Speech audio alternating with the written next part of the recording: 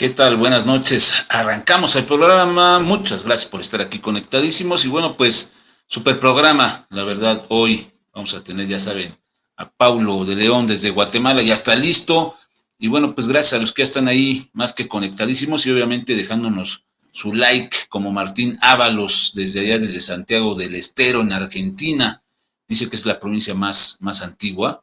Debe de serlo. Cristina Cal y Mayor de España. Edgar Macotela de la Ciudad de México, obviamente, que me ha estado enviando muchos reportes del Popocatépetl y de las cámaras de Skywatchers, por supuesto. Bisimoto, saludos. Miren, aquí está el buen Bisimoto, excelente, excelente. Martín también. Joana Maynard desde Nuevo México, muchísimas gracias. En Jiraquilla, Apache, órale, caray, está hablando del tema, le va a gustar. Eric Ferrusca, desde Las Vegas, Nevada, también muy interesante que está, miren, el buen Eric Ferrusca. Y Emiliano Morocho, también muchísimas gracias.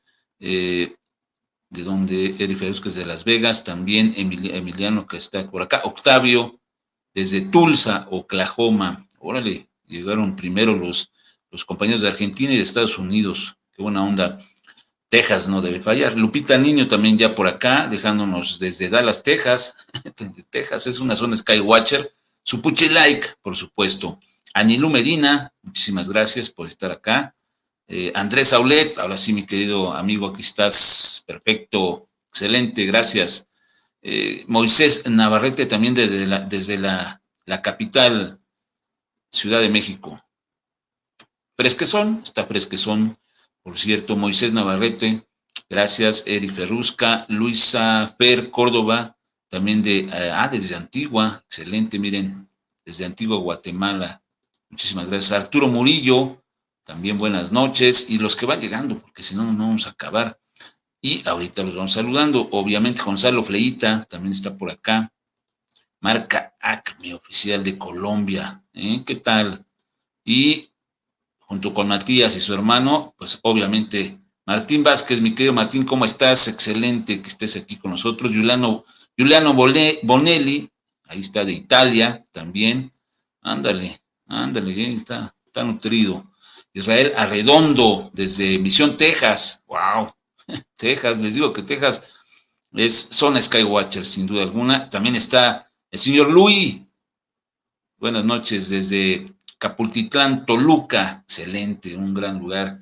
Cintia Borjas, también de allá de Perú, también. Lupita Holguín, también, muchísimas gracias. ¿Quién más por acá? Efraín Jesús, gracias por estar aquí. Y de Cancún debe de haber por ahí también. Carlos Sánchez desde Costa Rica, miren, aquí está mi tocayo, excelente. Desde Costa Rica, Javier Alor, Lima, Perú. Les digo que Perú también, ya hasta me emocioné. Anono 6387. Caray, sí, ¿de dónde será? No sé, Sant, gracias. Y los que van llegando, ¿verdad? Vamos a apurarnos. Bueno, la introducción, no sé si me la permite el buen Paulo, ya tengo de repente lapsus brutus, pero aquí está. ¿De qué se trata el programa? De hablar de lo que son las bases posiblemente de origen extraterrestre. Bueno, hay una investigación muy profunda que se hizo en torno a una base aquí en la Tierra y está bien documentada y hay evidencias. Vamos a ver esto rápidamente para entender cómo es que se llega a establecer que seres de otros mundos se establecen en nuestra Tierra, en el planeta finalmente. El caso de la isla Friendship, que igual de algún día tocamos, mi querido Paulo, sería muy interesante, pues es una base, fue una base, o se piensa que todavía hay por ahí otros lugares en el planeta donde siguen habitando estos seres de otros mundos, pero la isla Friendship, un caso muy bien investigado que habla precisamente de bases extraterrestres aquí en la Tierra.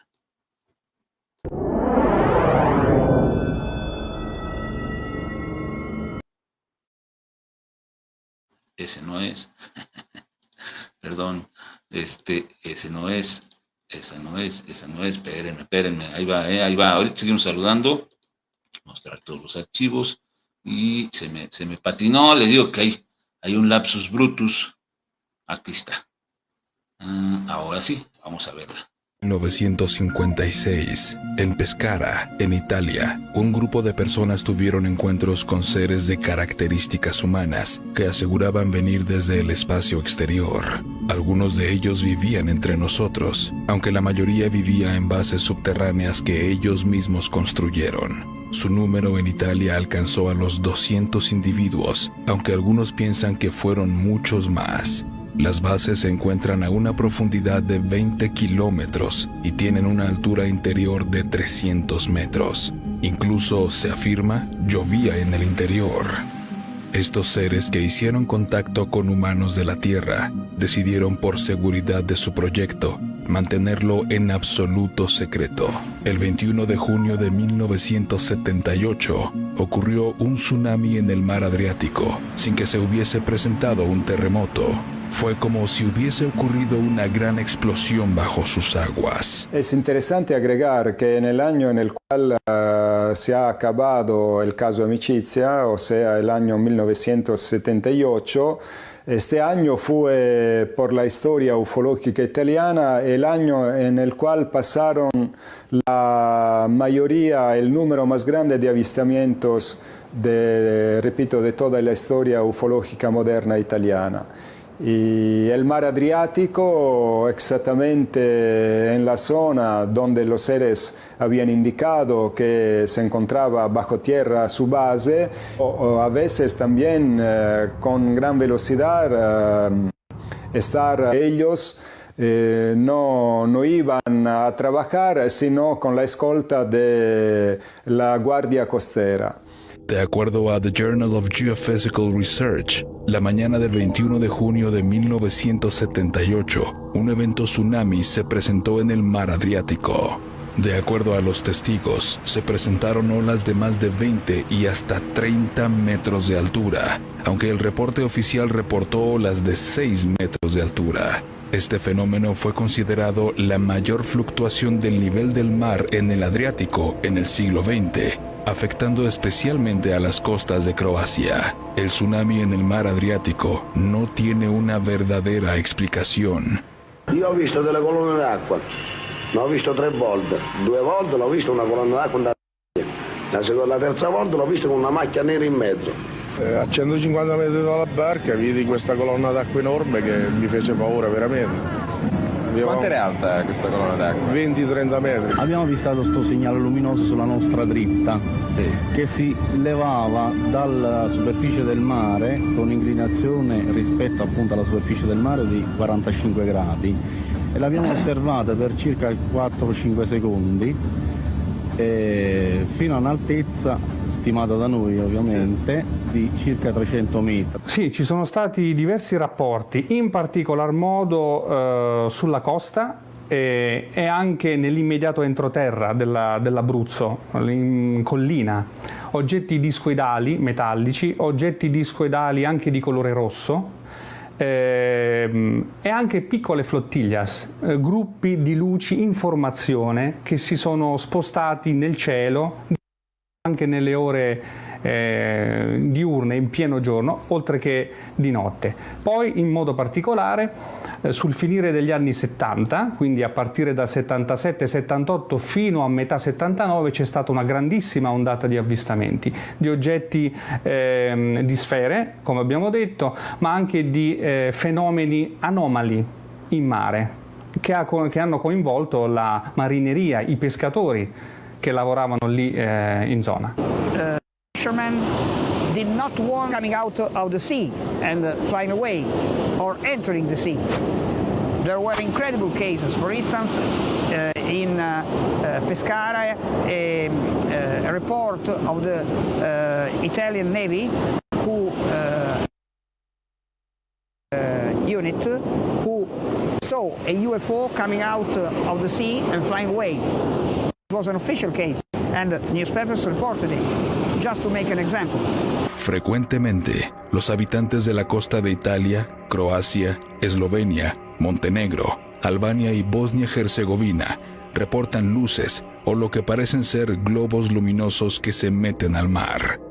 En 2016 fueron reportados una serie de círculos en el mar de 20 metros de diámetro a 370 metros de distancia unos de otros. Y además se encontró que en el interior de estos círculos no crece absolutamente nada. Reportes que vienen de Croacia en relación a un extraño fenómeno. Encontraron círculos inusuales en varias islas. Todos tienen un diámetro de 50 metros y tienen una distancia similar entre ellos y las costas. Estos círculos fueron encontrados por investigadores y en colaboración con una asociación ecológica llamada El Sol, mientras inspeccionaban la flora y la fauna marina del lugar. Los habitantes de Pescara, en Italia, están convencidos de que en el fondo del mar Adriático existe una base extraterrestre en la cual habitaron seres que vinieron a la Tierra en 1956 y se fueron en 1978.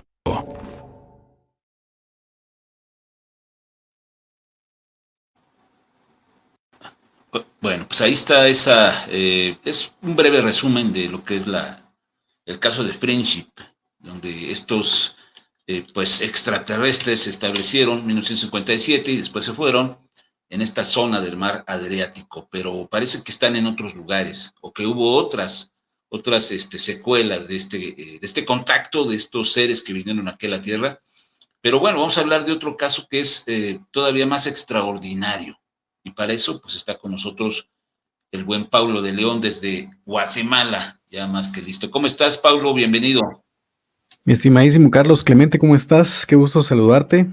Bien, bien, gracias. ¿Cómo me recibes allá en CDMX? ¿Todo bien?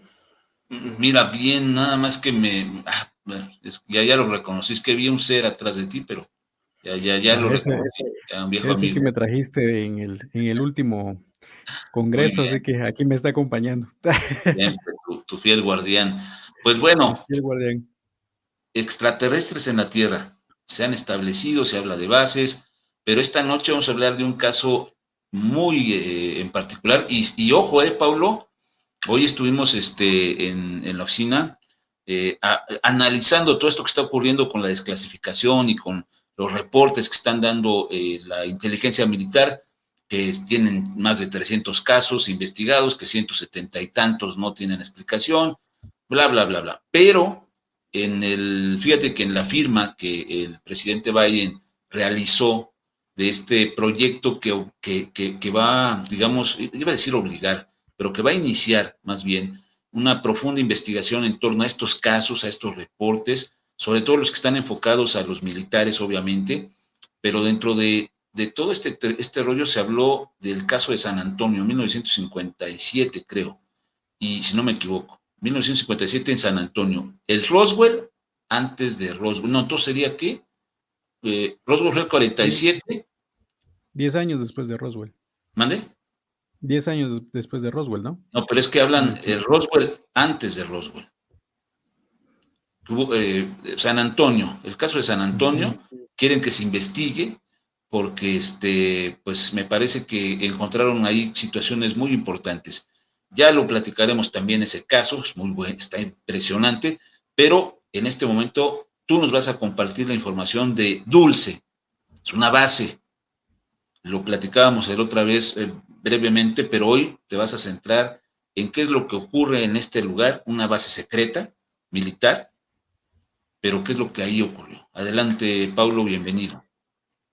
Sí, te quiero comentar que en el año 1999, año 2000, por ahí, yo era pues fanático de los juegos de video y en ese momento pues me tocó tener una copia. Recuerdo aquellas revistas de informática que traían los demos de los juegos en CD y venía un demo de un juego que se llama Half-Life. No sé si alguna vez has tenido contacto con ese juego.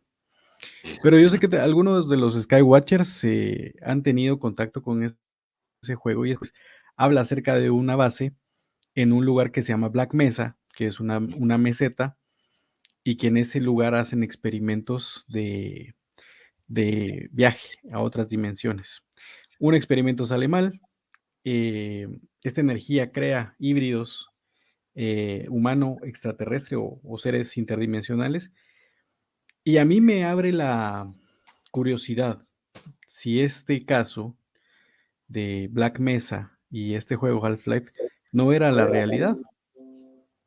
Y de hecho, pues años más tarde, cuando descubro el caso de la base de Dulce, me doy cuenta que ese juego fue basado en esta realidad, Wow, basado en este tema. Entonces, curiosamente. curiosamente, tenemos esta historia de esta supuesta base, porque realmente no tenemos una prueba fehaciente de que esta base existe. Lo que sí tenemos es una pila de argumentos, de testigos que saben que en el lugar está sucediendo algo. Específicamente se habla de esta región de la frontera entre Nuevo México y Colorado, donde se encontraría esta base, muy cerca de las cuatro esquinas, ¿verdad? Que siempre hemos hablado de ese sector, La de esos famosa cuatro cuatro. estados, la famosa zona de las cuatro esquinas. Entonces, em, se le ha catalogado a esta base como el siguiente paso del Área 51, porque el Área 51 pues la hemos visto, la hemos checado las fotos, no solo las satelitales, sino que las que se han tomado desde Tikaboo Peak, allá en Badger Mountain, de la gente que ha llegado a hacer esa excursión. Y pues sabemos de que Área 51 no solo son esos hangares que están sobre la superficie, sino que son varios niveles para el subsuelo. Entonces, se supone que la base subterránea de Dulce tendría que ser el siguiente paso. Es una instalación meramente secreta subterránea, no tiene ninguna instalación superficial, se supone, y Más discreta, en todo caso sería más discreta.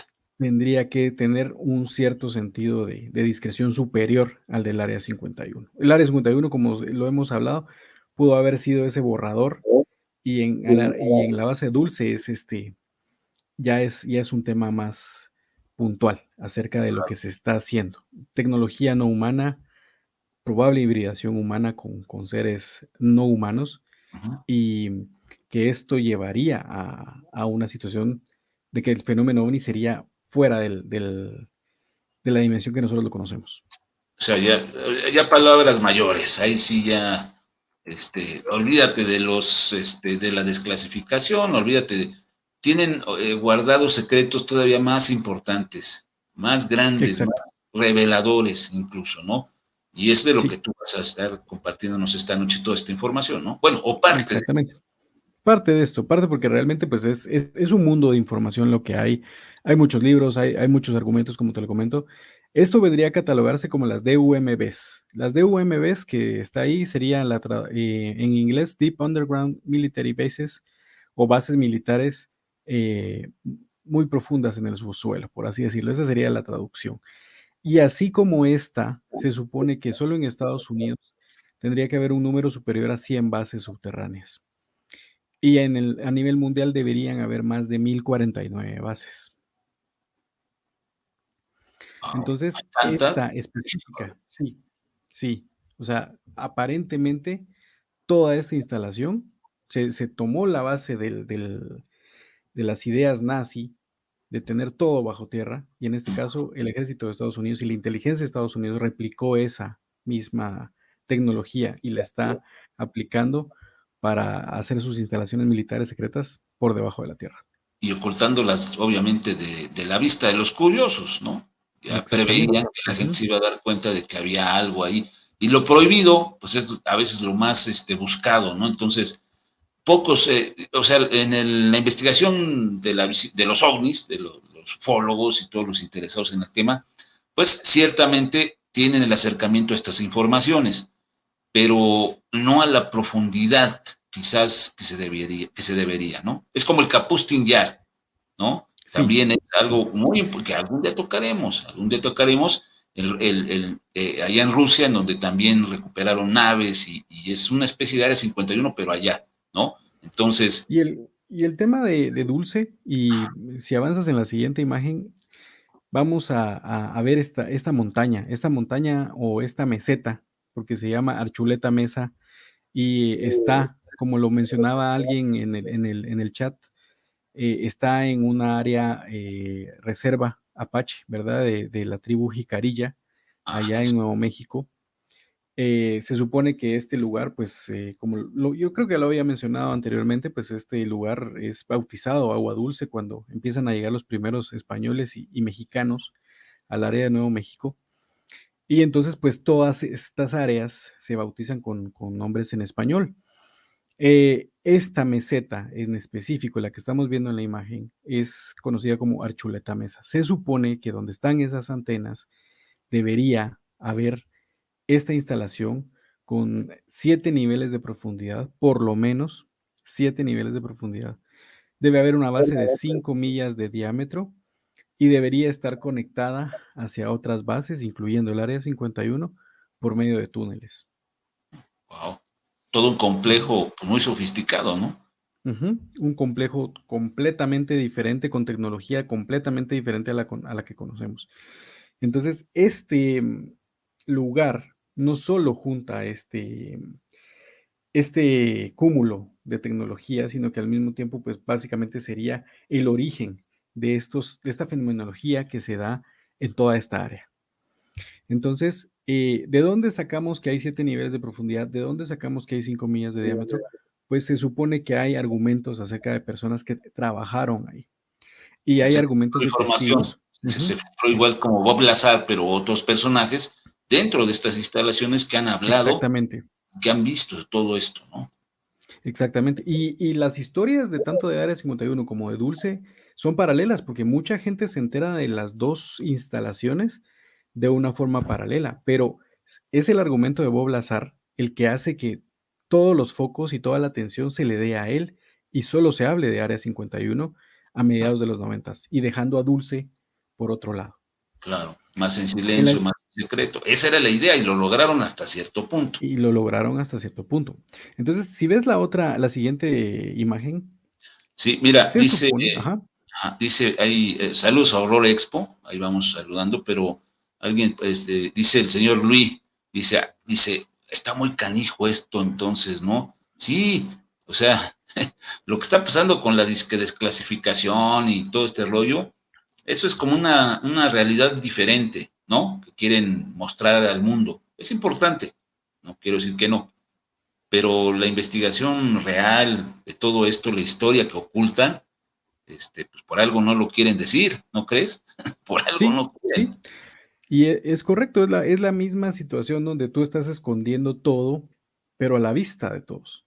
Exactamente. Realmente nosotros no podemos verlo, pero ahí está en esa meseta. Entonces, ahí tenemos dos máquinas que sirven para hacer túneles, pero estas máquinas ya tienen cierta edad. Estas máquinas pues fueron fabricadas hace ya varias décadas y se supone que la tecnología que se tiene ahora para perforar estos túneles tendría que contar con energía nuclear.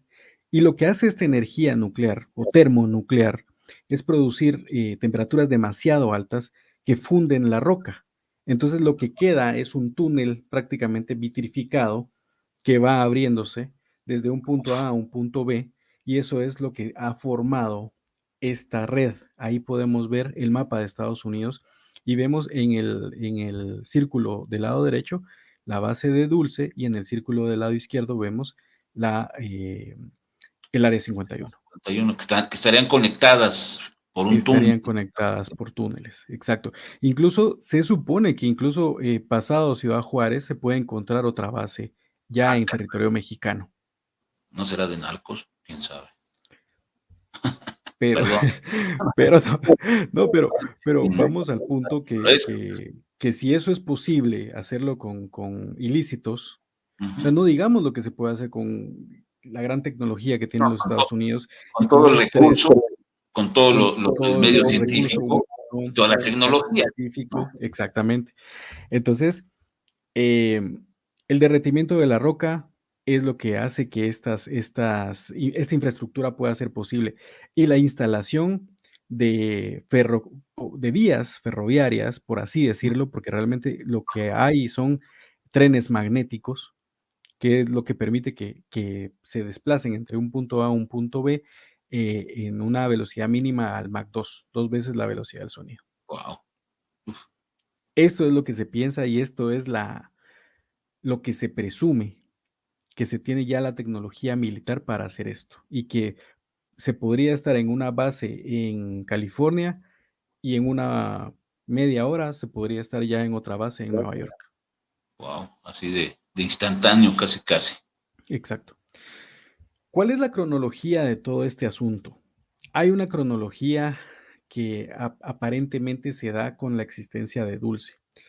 En 1941, el ejército, por mera casualidad, encuentra la base. Varios soldados encuentran un cierto sistema de cavernas en esta área y lo primero que encuentran son cadáveres no humanos.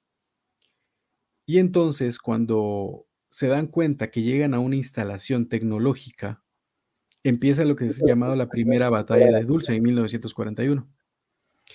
Ya hay escaramuzas y ya hay un tipo de intercambio entre seres no humanos y el ejército de Estados Unidos. Había una civilización, bueno, había seres ahí abajo en esa base. Ya había seres instalados y con su propia tecnología.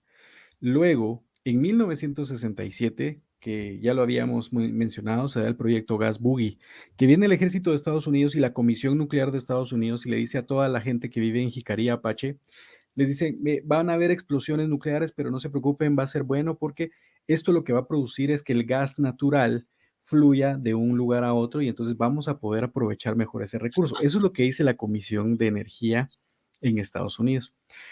En la Reserva Jicarí Apache dicen, ok, está bien, perfecto. Ok. Se presume que las explosiones nucleares del proyecto Gas Boogie eran para eliminar a estas entidades. Y te acuerdas que hace poco también en la Luna se detonó una carga atómica que para ver la sismicidad de la superficie de la Luna. Y que incluso también en Marte se había teorizado de que eso podría derretir los polos de Marte y producir agua. Ahí lleva doble filo, como diríamos aquí coloquialmente hablando, esta situación, ¿no? Te dicen por un lado una situación, pero en realidad es otro el objetivo. Y aquí en Dulce le dijeron a los indios, va a haber explosiones, pues ustedes no se preocupen, es para aprovecharle el gas, y lo cual estaban dando amenazatoria a los extraterrestres que estaban allá abajo, mano. Exactamente, a esas entidades que no eran desconocidas para ese momento. Luego en 1973 se da la famosa abducción de Judy Dorati, que Judy Dorati ve en una instalación militar. Ella puede ver en su abducción una instalación militar y ella puede ver a un becerro que fue secuestrado al mismo tiempo que ella y ella puede ver que los entes que la están examinando a ella están mutilando al becerro al mismo tiempo en esta instalación. Para 1979 tenemos el descubrimiento de comunicaciones fuera de los rangos de la milicia de Estados Unidos. Y también se da el incidente de Phil Schneider, que sería la segunda batalla de Dulce. ¿Qué es lo que pasa en la segunda batalla de Dulce? Luego del incidente de Phil Schneider, que lo vamos a hablar más adelante, pues es que básicamente ingresan más de 60 o 70 boinas verdes a túneles subterráneos de este sistema de cavernas en la base, y hay una segunda escaramuza. Oye, ahorita perdón que te interrumpa, pero en los capítulos de precisamente que ahorita están al aire en la serie de History del rancho Skinwalker, en todo momento se ha estado hablando de que piensan que hay debajo de la meseta, hay túneles, que hay algo, y se habla de túneles, y cuando el primer grupo, décadas atrás, investigó este lugar, hablaban de una cueva muy grande que ya está tapada, ¿no? Curiosamente. Pero en todo momento en el rancho Skinwalker hablan precisamente de posiblemente algo que hay abajo, una base, y estos túneles, curiosamente, también en la zona de semidesértica de los Estados Unidos, en este caso donde está Skinwalker, ¿no? O sea, como que hay cierto paralelismo, si se dan cuenta, y además lo están hablando ahorita en los capítulos, o sea, todo lo del rancho Skinwalker gira en torno a una base dimensional, y debajo de la meseta se habla de una base subterránea, incluso túneles, curiosamente. Vayan, ahora sí que hay que ir atando cabos. Adelante, Sí, Pablo. y que son túneles, digamos, que no solo ves la geología, digamos, toda esa configuración geológica, sino que ves paneles tecnológicos, o sea, metal o aleaciones que no conocemos de esos paneles que ya están construidos dentro. Mira, dice Entonces, Rolexpo, ajá, no eran extraterrestres, chequen la investigación, por eso inteligentemente Pablo está ocupando el término entidades. Adelante. es que esa es la parte Exacto. fundamental, porque siempre hemos mantenido que probablemente los extraterrestres somos nosotros. Entonces, ¿qué pasaría si estas entidades son previas a nosotros? ¿Sí? Cabe la posibilidad. Entonces, en el incidente de Phil Schneider, aparentemente se da ya una batalla, y es la segunda batalla dulce, donde perecen alrededor de 60 o 70 boinas verdes. O sea, ya equipos de élite, equipos militares de élite. Luego de eso, en 1979, se da la abducción de Myrna Hansen. Myrna Hansen, que tiene mucha conexión con Leo Sprinkle, que es un psicólogo, psicoanalista de MUFON, que investiga muchos casos de abducciones, ¿verdad? ¿Por qué toco a Myrna Hansen? Porque Myrna Hansen también tiene que ver con Paul Bennewitz. Más adelante vamos a hablar de eso. Luego, en la siguiente imagen, en 1982 tenemos la filtración de información por parte de agentes de seguridad de la base. En 1986 se da la abducción de Jerry Julian. Vamos a hablar de este caso porque es un caso muy interesante. En el 87 también se da la abducción de Krista Tilton, que es otro caso también que viene paralelo al de Judy Dorati y al de Jerry Julian. En 1990, un equipo de televisión japonés que en 1988 su director se había enterado de los dos casos, tanto de Dulce como de Área 51, van hasta Estados Unidos y llegan a Dulce, y cuando las cosas en Dulce pues no salen del todo bien, van a buscar a Bob Lazar y lo encuentran. Y curiosamente te voy a contar algo muy, muy, muy bonito que les pasa. Luego, en esta visita que le hacen a Bob Lazar, bueno, previo a la visita, hay un policía de Dulce que se llama Hoyt Velarde, que arresta al equipo japonés y los deja en la comisaría, por así decirlo, de Dulce, porque están investigando el caso de la base y están preguntándole a más de una veintena de personas acerca de todas las cuestiones raras que pasan en el lugar. Y luego finalizamos en el 2009 con que se da una exposición que se llama Base de Dulce, Realidad o Ficción. Y vamos a platicar también de este caso más adelante. Pero esta sería la cronología de esta base. Estos son los documentos que hay o ciertas nociones de lo que se habla. Uno de los libros que habla acerca de todo esto es, en la siguiente diapositiva, lo que vas a ver es Gay Valdés. Gay Valdés, que es un policía estatal de Nuevo México. Ahí lo vemos en esas fotografías.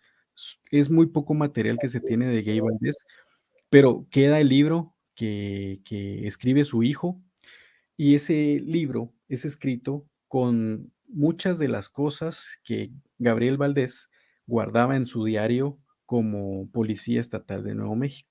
Okay. Él ahí está respondiendo a un reporte acerca de una mutilación de ganado en las fotografías que vemos, y él empieza a darse cuenta que muchos rancheros de la localidad lo empiezan a llamar por este tema, la mutilación de ganado. Todo esto se empieza a dar muy cerca de la base. Curiosamente cerca de esa zona. Curiosamente cerca de la zona. Y él pues conoce a los rancheros, conoce a todos los vaqueros que están en el área y que están padeciendo este tema. Entonces, Gay Valdés podría ser uno de esos primeros testigos, que incluso se cuenta que Gay Valdés, en una de esas ocasiones que él se desciende de su patrulla para verificar uno de los cuerpos, él puede ver que pasan militares en camiones de 5 toneladas o en camionetas de 5 toneladas, y que los mismos ocupantes de estos vehículos militares se le quedan viendo como en una, no sé, como en una expresión de, miren, ahí hay alguien que está viendo lo que nosotros estamos haciendo, ¿verdad? Se sintieron descubiertos, ¿no? Finalmente. Exactamente. Pregunta aquí alguien que si el niño que está en la patrulla es el hijo precisamente que narró después lo que su papá le ha de haber dicho, ¿no? Sí, presumiblemente él es Greg Valdés, presumiblemente es su hijo el que está en la fotografía. Wow. Es muy interesante porque esa fotografía pues, prácticamente tiene historia, ese libro tiene historia.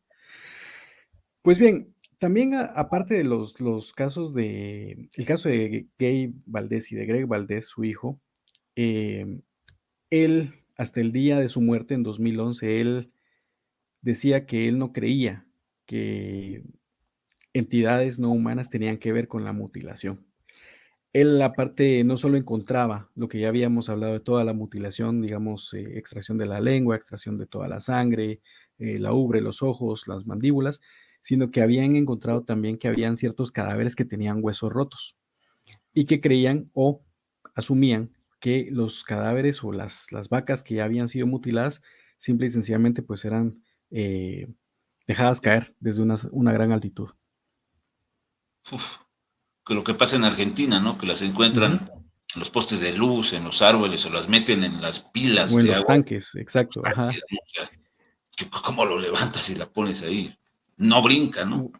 Sí, o en el poste de luz, ¿te recuerdas de aquella foto que vimos? Entonces, es interesantísimo lo que cuenta Y él. el policía seguramente estaba perfectamente bien en conocimiento, pues, de los eventos con el ganado, porque era el día a día de él, ¿no? Los reportes Exacto. de una vaca, de las Pues, condiciones en las que morían, y obviamente... De repente cuatreros o algo, ¿verdad? Cuatreros, exacto, o animales, ¿no? Porque no, también las comían. Pero en este caso, bueno, fracturas en su cuerpo, pues, ¿cómo? O sea, solamente que las dejaran caer de alto, como dice ahí, ¿no? Exacto. Entonces, luego de esto, en la siguiente imagen vamos a tener el caso de Jerry Julian. Jerry Julian, que es una residente de esta reserva Jicarilla Apache. En 1986, ella y su esposo están viendo el horizonte en una noche estrellada y de repente ven que un objeto cruza el cielo y ese objeto se empieza a acercar y acercar y a ser más grande y a ser más grande y el objeto aterriza a una centena de metros de ellos y ve que del objeto bajan dos entidades, dos sombras. Y estos dos entes empiezan a ir al lugar donde ellos están y ellos en el pánico pues van hacia la camioneta que ellos tenían. La camioneta no enciende y no enciende y no enciende y logra encender en el momento que los entes están por llegar. Cuando ellos van escapando, las entidades nuevamente vuelven al objeto, se sube y el objeto se va. Lo importante de este caso es que Jerry Julian en esa misma noche se despierta asustada y la primera imagen que tiene es que los mismos dos entes están adentro de su habitación. Estos dos entes están tratando de llevársela. No sé si de una forma física o de una forma mental están tratando de sacarla de su cama, pero en el momento que su esposo se despierta, los dos entes desaparecen. No. Bueno, se los han de haber llevado, estoy casi seguro. Sí, seguramente. Seguramente hubo una abducción. Seguramente. Entonces, y está muy cerca de la zona, ¿no? Ajá, en esta misma zona, siempre, en Jicarilla. Hay algo singular también de Jerry Julian, que ella les dice a estos entes, le dice los seres de las estrellas. No por nada, ¿no? Evidentemente. Me imagino que debe haber algo. O sea, sus ancestros y sus antepasados deben saber algo. O sea, y mucho se habla de que en esta reserva Jicarilla y las primeras naciones que hemos hablado en Estados Unidos hablan de estas visitas de estos seres, ¿verdad? Así es. Pues bien, en la siguiente imagen vamos a conocer a Avery Tafoya. Avery Tafoya, que también es parte del equipo de seguridad, es un detective policial en Dulce y fue uno de los testigos de la existencia de los papeles de Dulce, los Dulce Papers.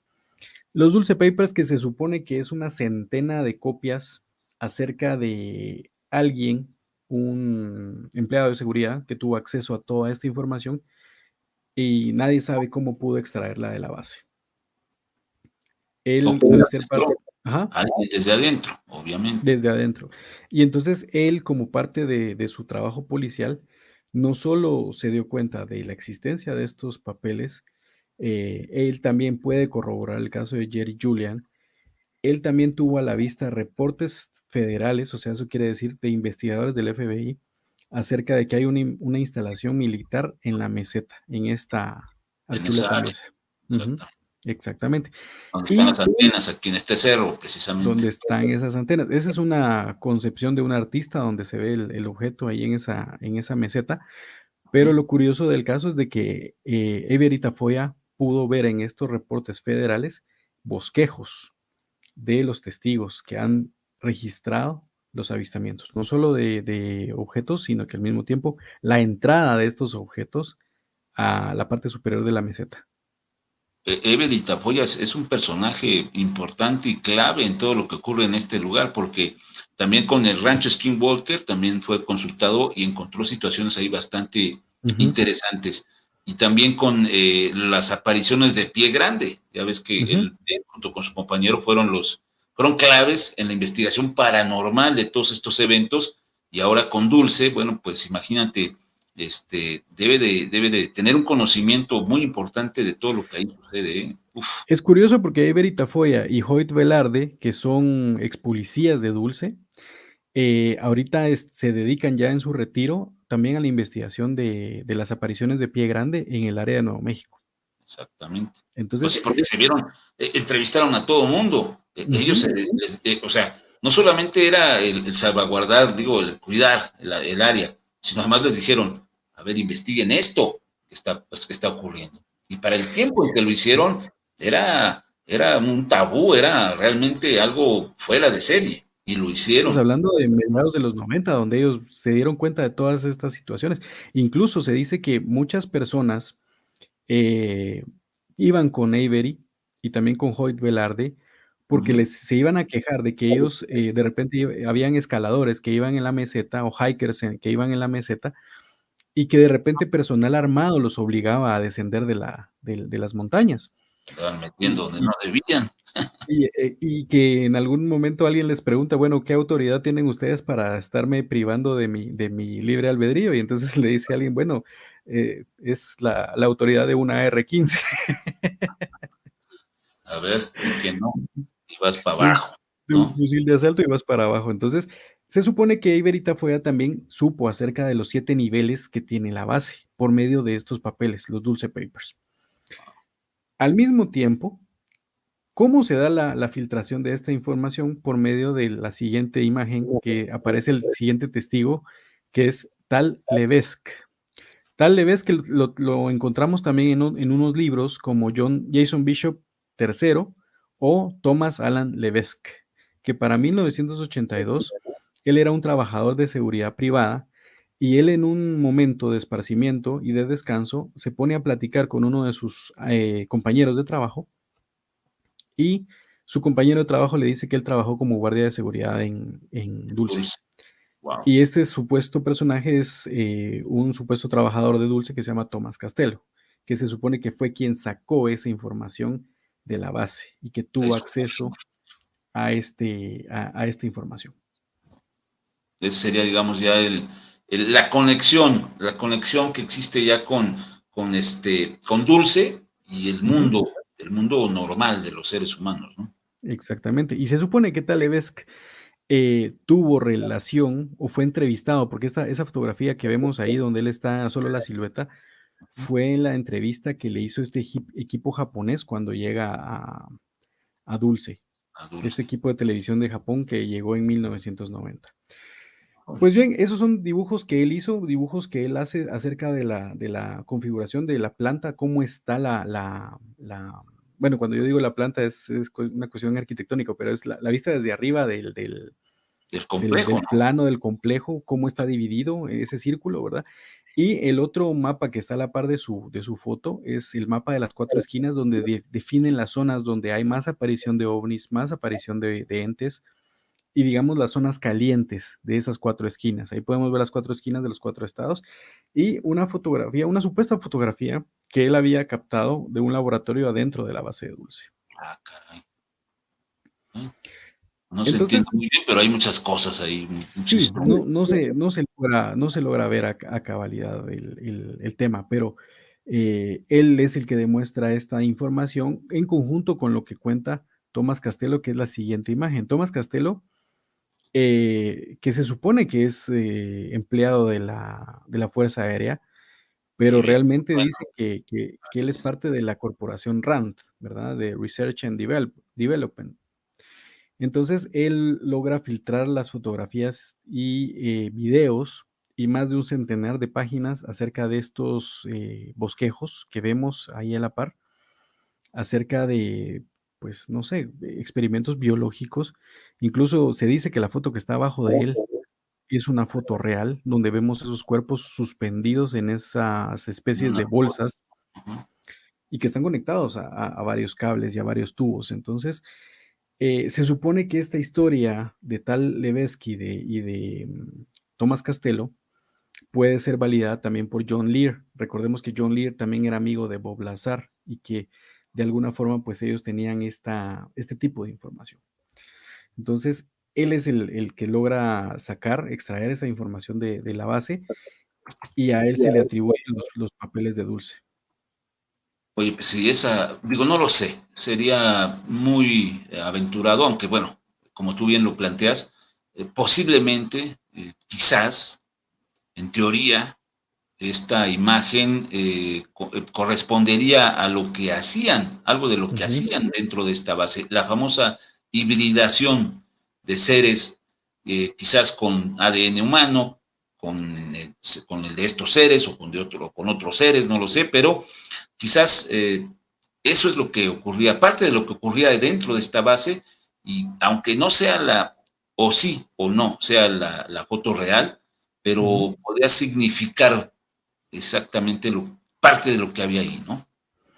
Y se supone que cada nivel de la base de Dulce tendría que ver con la misma profundidad de los experimentos que se estaban haciendo. Dicen que el nivel 7 era la cámara de los horrores o el salón de las pesadillas, y que a partir de lo que ve Tomás Castello en ese séptimo nivel, que él ve pues personas, seres humanos que habían sido secuestrados o habían sido abducidos, están ahí adentro padeciendo de ciertos desórdenes mentales. Y entonces que ellos también están siendo parte de ciertos experimentos de hibridación, experimentos biológicos, experimentos químicos, quién sabe qué cosas, y que esto fue, digamos, lo que tocó a Tomás Castello y que lo obligó a hacer esto. Se supone que Tomás Castello y su familia, pues, desaparecen de la faz de la Tierra, de la historia, y se presume que Tomás fue fallecido.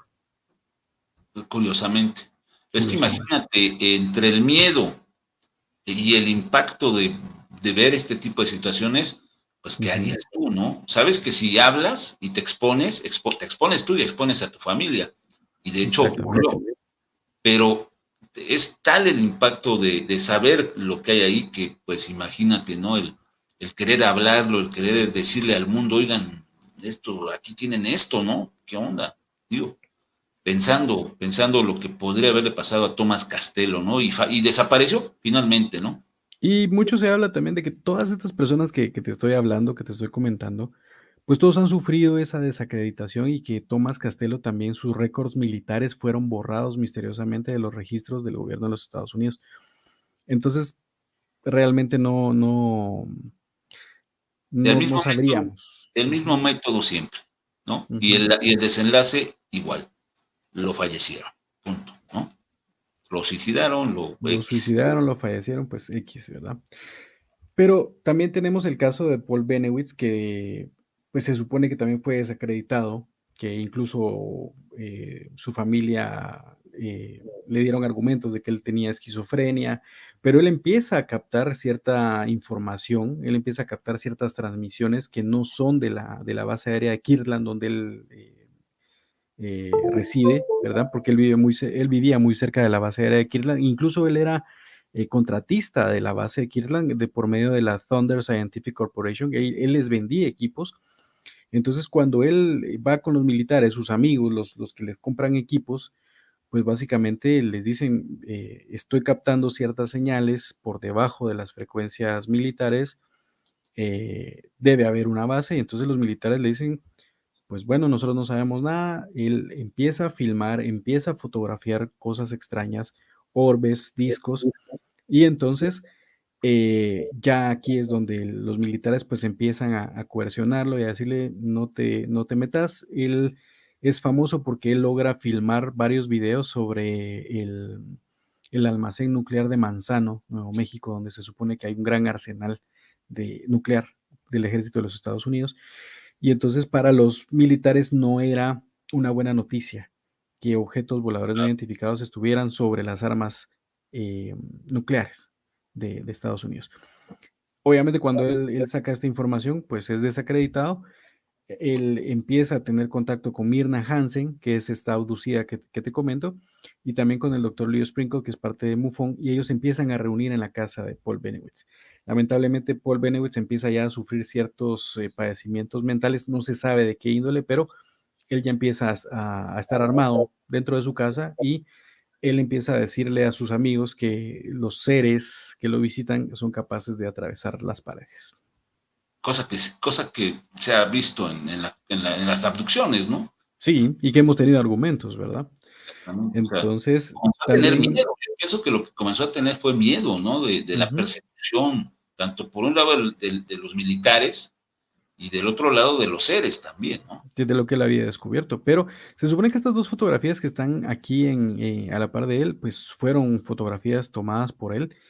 Y hay un libro que se llama El Proyecto Beta, de Greg Bishop, donde él habla acerca de qué fue lo que pasó con Paul Bennewitz al inicio de todo este tema ovni con él y su muerte. Sería bueno de repente darle una buena leída. Siguiente, vámonos. Luego, habíamos dejado de lado uno de los grandes argumentos, el de Phil Schneider, que se supone que era un geólogo que en 1979 pues se encontraba en el área de Archuleta Mesa y que haciendo prospecciones geológicas, se supone que él ingresa a uno de estos agujeros que se están realizando y cuando ve que la maquinaria pues empieza a funcionar mal repetidamente, pues él desciende en conjunto con un militar y adentro de este sistema de cavernas se encuentra a algunos seres. Él inmediatamente pues desenfunda su arma, dispara, hiere a uno de los seres, el otro es capaz de dispararle algo inexplicable, un tipo de energía de color azul, pero inmediatamente pues Phil Schneider pierde 2 dedos y aparentemente se le abre el tórax por en medio, ¿verdad? Él es rescatado y aparentemente pues se desmaya y en el momento que él despierta pues ya había sido extraído de este sistema de cavernas, ¿verdad? Y ahí podemos ver esa caricatura que es la representación de lo que pasó y que básicamente pues eso sería la historia de lo que él vivió. Y Phil Schneider, a raíz de esta experiencia, en la siguiente imagen, pues lo vamos a ver cómo es él. Ahí podemos ver que él no tiene 2 dedos en la mano izquierda y también él se descubre su tórax. Él habla acerca de esa herida que le dejan y él es expositor en una serie de charlas que se llaman Preparedness Expo en 1995. Pero es inmediatamente después de estas charlas, que fueron 2 o 3 apariciones que él tuvo, misteriosamente pues también es fallecido, es suicidado. Qué cosa. Lo que sí es que ahí está, su mano no tiene los dedos, lo que dice es la marca de esta apertura en su pecho y bastante grande, y como que para qué iban a fantasear con algo así, ¿no? Lo vivieron, fue algo extraño, y de nueva cuenta, esas cavernas en donde hay alguien allá abajo, ¿no? Estos seres, como tú bien dices. Y nuevamente él tenía también credenciales militares y aparentemente estas credenciales han sido borradas de los sistemas de información. Mira, dice Cintia Borja, solo por decir la verdad le pasó todo esto, por decir lo que vivió. No, porque no debería, de acuerdo a los militares, no se debe de decir esto. Pero... Sí, y en internet también están las fotos no las quise poner obviamente por respeto a todos nuestros Skywatchers y la censura de las redes, pero están en internet también las fotos de su cuerpo, entonces pues por si alguien las quiere buscar, también para que vean que de alguna forma, él se dice que su cuerpo fue encontrado ahorcado con un catéter. O sea, digo yo, ¿quién se va a privar de la vida de esa forma? Pero bueno. Y por último, el caso de Norio Hayakawa, que ya lo habíamos hablado, que es parte de este equipo de televisión, que él se entera del caso, de los rumores, él se entera de rumores del Área 51 y de Dulce en 1988. O sea, la noticia llega a Japón de alguna forma, que cuando pues, la internet no existía. Y entonces en 1990 él y un equipo de producción de televisión viaja a Dulce en 1990 y entonces llegan al área de Dulce, llegan a Dulce, Nuevo México, y entonces lo que hacen es lo que hacen todos los periodistas, pues obviamente venir y entrevistar a la gente. Obviamente la gente le empieza a contar, sí, aquí tenemos abducciones, aquí tenemos mutilación de ganado, tenemos esto, vemos luces, vemos discos, vemos, etcétera, etcétera. Exactamente lo mismo que pasa en el rancho Skinwalker.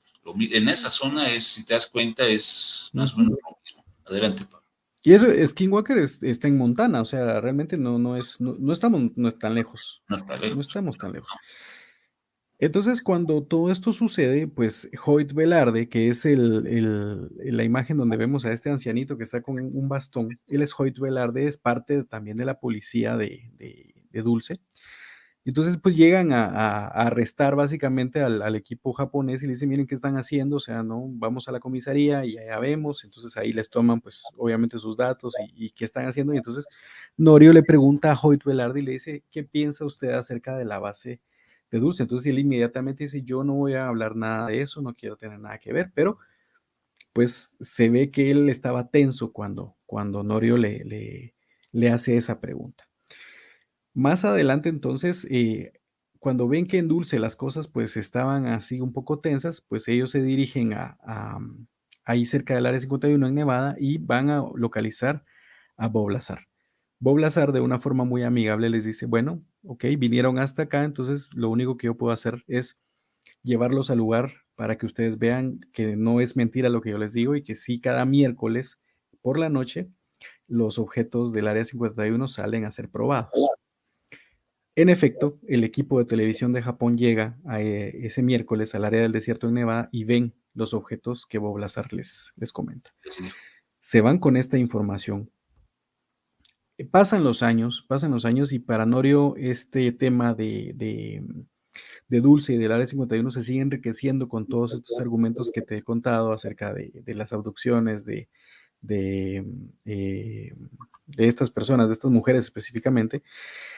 Y entonces, para el 29, ahí puse 19, pero realmente es el 29 de marzo del 2009, él regresa a Dulce y él hace una presentación, hace una charla, y entonces invita a todos a esta charla que es titulada Base de Dulce, Realidad o Ficción. Entonces él organiza la juntada o el congreso, por así decirlo, en su página de internet para el año 2009 y se dejan venir alrededor de 150 personas que llenan el hotel Best Western, que el único hotel que estaba en Dulce en esa época y que era de esta firma, y que entonces lo llenan, pero curiosamente la charla que se tenía que llevar a cabo a las 10 de la mañana, pues de alguna forma es como, no sé, como coercionada que esto pase, porque a las 6 de la mañana ese hotel es visitado por 2 helicópteros del ejército de Estados Unidos. Entonces, cuando se da la charla a esas 150 personas, inmediatamente el cuerpo de bomberos de Dulce les dice, no, aquí tenemos 150 personas, no pueden estar acá por cuestiones de evacuación, tienen que salir. Y entonces también da algo de curiosidad porque para el 2009 Hoyt Velarde ya estaba retirado y entonces le dicen, no, ¿saben qué? Vamos a ir al centro comunal que está enfrente del hotel y ahí vamos a hacer la charla. Entonces en la charla aparece también Gay Valdés, él habla acerca de sus intervenciones como policía estatal y que él habla acerca de las mutilaciones de ganado, de lo que él vivió, y también habla, si no estoy mal, Mirna Hansen habla también de la abducción que ella sufrió. Entonces, es la primera vez que en el área de Dulce se da una charla de este tipo. Y Norio Hayakawa puede corroborar la existencia de Gay Valdés, Hoyt Velarde y Tal Levesque, los testigos que te conté. testigos claves, ¿no? De toda esta historia. Ujú. Pero bueno, te fijaste cómo de alguna manera trataron de boicotear, ¿no? Finalmente esta reunión y cómo se diera la información. Y seguramente porque pues, es real.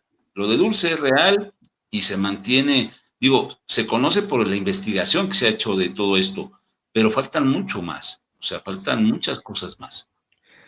Oye, y si te das cuenta aquí el comentario que dice Omar B, dice, ¿a Norio Hayakawa también lo suicidaron? No, curiosamente, Norio Hayakawa tiene varias entrevistas conforme pasan los años, y la primera entrevista donde a él le preguntan qué fue lo que sucedió en Dulce, él habla acerca de todas las teorías y lo mismo que nosotros hablamos.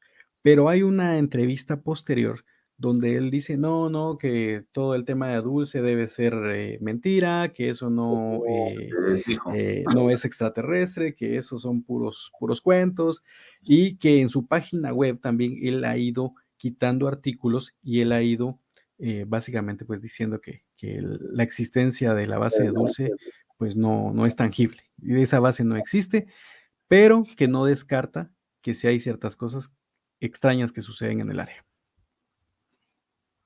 Nada extraño, al contrario, muy, muy normal a lo que se da en estas zonas. A mí me llama la atención lo que está haciendo el History Channel con el rancho Skinwalker, y hace poco estábamos platicando con mi esposa que ellos mismos dicen que han detectado aeronaves que son del ejército, y dicen, ¿qué hace el ejército aquí?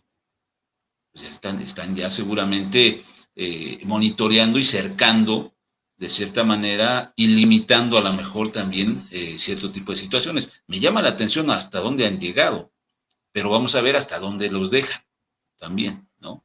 Exacto. Eso es interesante. Sí, Te hablo de rancho porque es parte de este complejo, ¿eh? Debe ser, y debe haber ciertas zonas, no deben ser las únicas zonas, no solo en Estados Unidos, sino que a nivel mundial, donde se tienen estos eventos paranormales. O sea, no solo es la cuestión objetos ovni, es el tema entidades desconocidas. Aquí vemos criptozoología, vemos parapsicología, vemos entidades como fantasmas. Sí. Movimiento de entidades paranormales, no sé, me atrevería a decir que hasta poltergeist, pero ya eso ya no es mi tema, a mí eso no mucho me gusta, pero sí te podría decir que aquí se reúnen todos estos fenómenos, ¿verdad? Los críptidos, los objetos. Lo mismo, mutilaciones, presencia de objetos extraños, seres, entidades, y energía muy extraña, y afectación también, pues hacia los seres humanos que se acercan a estos lugares. Quizás en Dulce, por eso es que se mantiene todavía bajo un estricto secreto. Se conoce esto por lo que tú nos estás explicando, esta cronología de eventos que dieron luz, pero es quizás una pequeña parte de algo más grande. Eso es definitivo. Y se mantiene con mucho secreto, ¿eh? No sé, no hay muchos investigadores que hablen de Dulce actualmente. ¿Qué pasa actualmente? Seguramente esto es la punta del iceberg. Realmente debe haber algo muy siniestro adentro. Debe haber algo muy siniestro, y por eso es ese tal secretismo superior. O sea, es lo que digo, ¿por qué Bob Lazar está vivo hasta el día de hoy? Pues es que también ponte a pensar que si en algunos casos quizás llegaron muy lejos, ¿no? Y a lo mejor tenían un poder de convencimiento muy importante. Bob Lazar, pues se debate entre lo bueno y lo malo, ¿no? Mucha gente sí le cree, otra no. Entonces, a lo mejor no lo vieron tan peligroso, por decirlo de alguna manera, pero a quien sí ven como una potencial amenaza, pues simple y sencillamente hacen lo que tienen que hacer, ¿no? Sí. Entonces, eso me da pie a preguntarte si tú crees, lo lamento mucho, y de verdad lo lamento mucho por muchas personas, que todo esto de la desclasificación, pues realmente es como un distractor.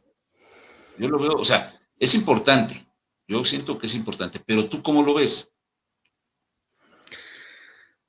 Yo he mencionado eso en los últimos años y en los últimos meses cuando alguien habla de desclasificación y yo creo, bueno, solo van 80 años tarde.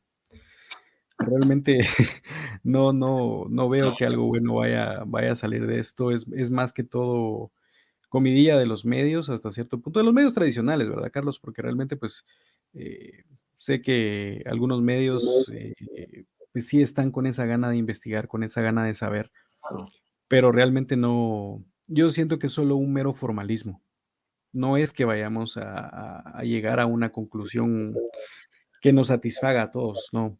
No, yo creo que vamos a seguir nosotros en este trabajo investigativo, también hasta cierto punto donde todos estos argumentos y todos estos testigos, pues, nos hacen suponer que esto es lo que está sucediendo, pero realmente, pues, aquí hay varias facetas, el tema tiene varias aristas.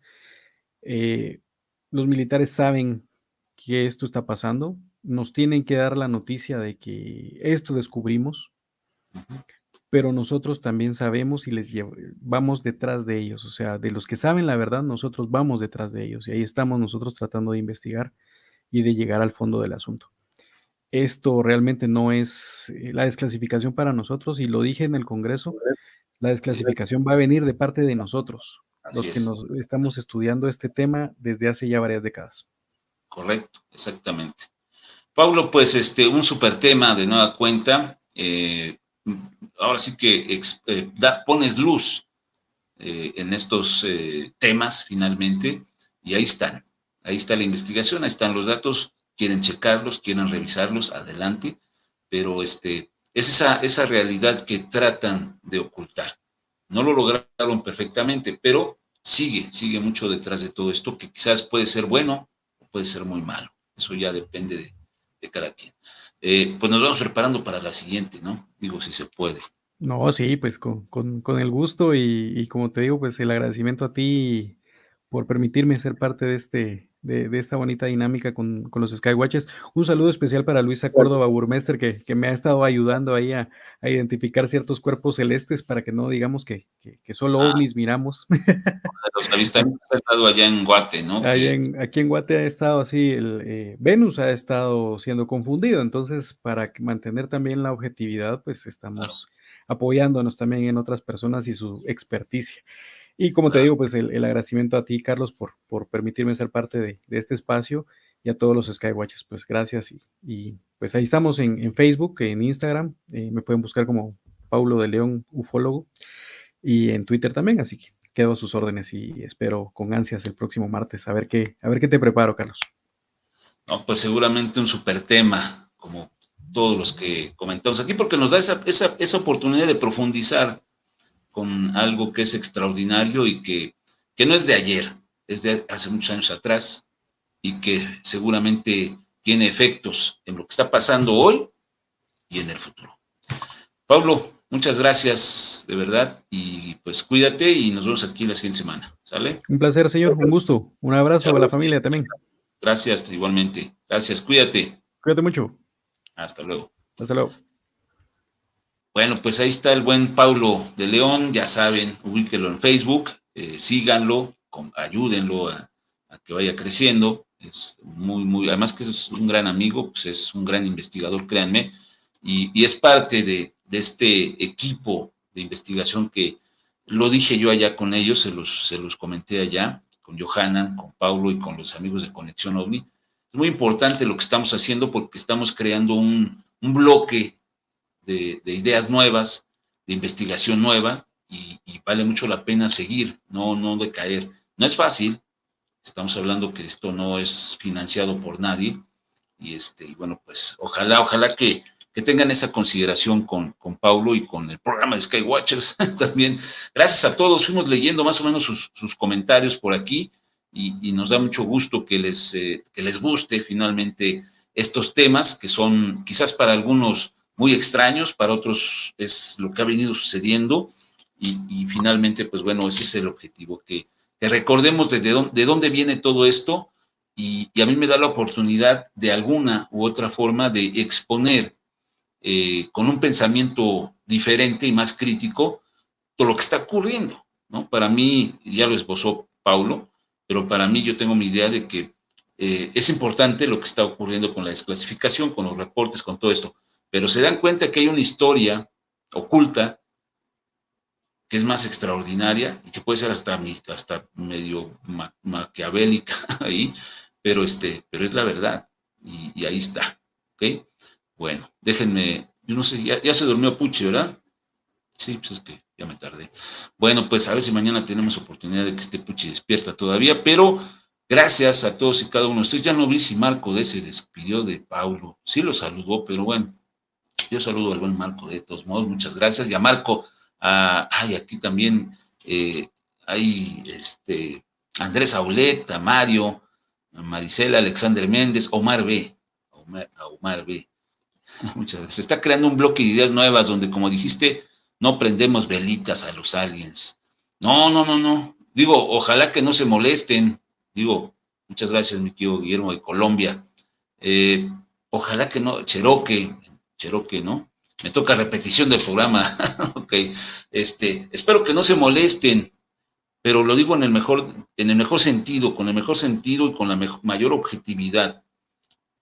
Es investigación, es el tratar de discernir qué pasa, qué no. Nos podemos equivocar con las imágenes, a veces es medio complicado, ¿no? Es difícil, pero tratamos en medida de lo posible de juntos ir determinando qué es lo que se ve, qué no se ve. Las cámaras que ponemos ahí en vivo para que también ustedes se den cuenta de lo que pasa realmente en el Rosarito, en Peña de Bernal, en la Ciudad de México, y vamos a poner otros lugares por ahí, pero finalmente es que todos juntos vayamos avanzando.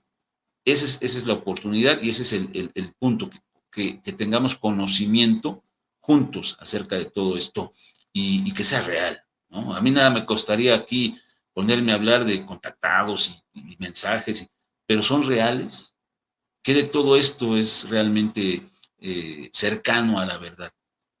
Quizás algunas cosas sí, otras no, pero ahí está la historia, ahí están los datos, ahí está la gente que se ha involucrado. Dulce, como pueden darse cuenta, parece hasta cierto punto una historia de terror. Por eso la ocultan. ¿Qué hay en estos lugares? ¿Qué fue lo que ocurrió? Lo vamos a ir descubriendo poco a poco y sacando a la luz. Gracias, muchísimas gracias. Bueno, ya apareció Marco. Yo les dispararía a los extraterrestres. No, pues sí. Ya no va a ser el Majestic 12, va a ser el Majestic 13 con Marco D ahí. Bueno, gracias. Nos vemos mañana a las 9 de la noche. Ahí están las cámaras. Por cualquier cosa que vean, nada más ahí en los comentarios pongan a tal hora vi esto y con eso lo buscamos. ¿Sale? Gracias a todos, a Marca Acme, a Abraham, que anda ahí chambeando, y a Wando, que anda también chambeando, a Israel, que está aquí con nosotros, y a todos los que se vinieron de Perú, Argentina, Ecuador, Venezuela, Uruguay, Brasil, Ecuador, Cuba, Costa Rica, El Salvador, Guatemala, México, obviamente, Monterrey, Mexicali, Baja California, Ensenada, Michoacán, la Ciudad de México, el Estado de México, Toluca, Veracruz, aquí estuvo también Martín, Cancún, pues todos estos lugares, Texas, fíjense hasta dónde voy, Texas, Canadá, Chicago, en California, también en diferentes horas en Florida, Minnesota, España, y por supuesto Italia, y quizás mucho más allá de lo que quizás podemos ver. Este programa, créanme que me parece que va a ser muy importante, y lo está haciendo gracias a ustedes. Bueno, pues, besote a mi esposa, a Puchis, que ya se durmió, y a mi hija Lenix, que también, que ya está a punto. Guillermo Díaz, no para mí, dice. Bueno, saludos a Marco D. Que descansen. Nos vemos mañana a 9 de la noche aquí, por supuesto, en Skywatchers. Descansen.